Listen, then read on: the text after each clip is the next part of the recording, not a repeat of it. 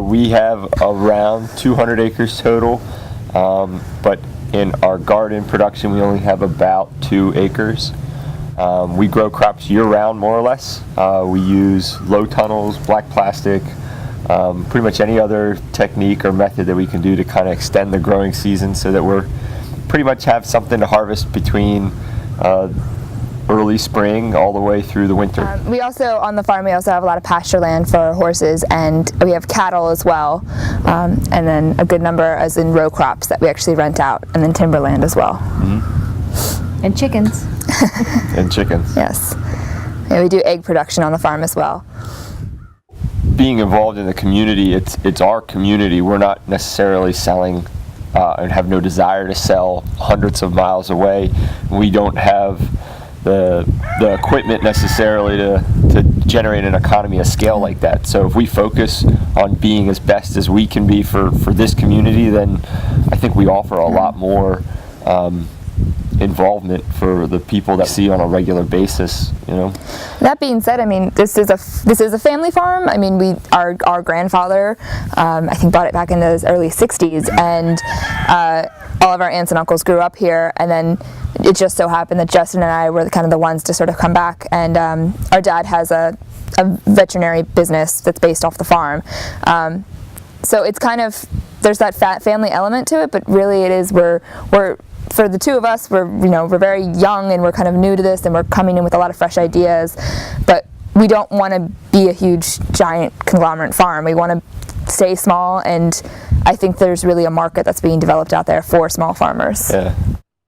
You guys, I think the federal government should just stay out of it, more or less. I think that on a state level, local level, that's great. I want to see that happen, but some of these programs are so gigantically overinflated that then you get into this bureaucratic system, and it's frustrating. Some of the programs that are out there already in existence, the bureaucracy makes it impossible. You go through a whole lengthy process just to find out that you're going to be pushed off till next year, or the money's not there.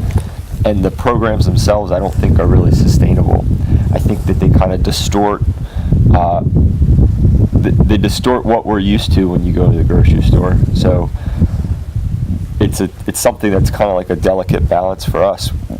It's out there, and we know that other farmers are using that support, and it's like, why not take advantage of it if you can? But then at the same time, it seems like it's there one minute, and then the next minute, the FSA office or the NRCS office is saying that they've run out of money for that particular program and they can't help you now. Yeah, so I think that small farms like ourselves, there's definitely a support group too among other small farmers, that we all kind of have that same end goal.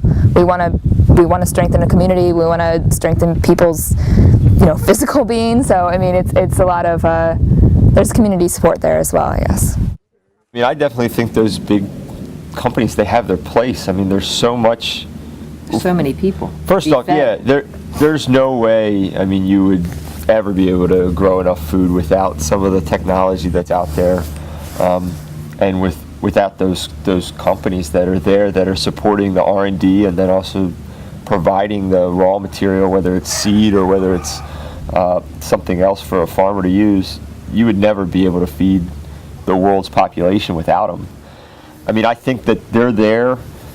Without them, the trickle-down technology that comes to our level wouldn't happen.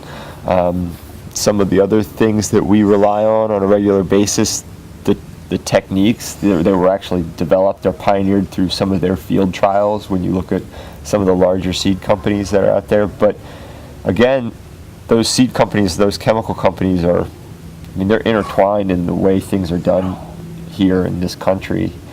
I think to kind of get rid of them, you would also really, you would see a collapse in a lot of other sectors of the country.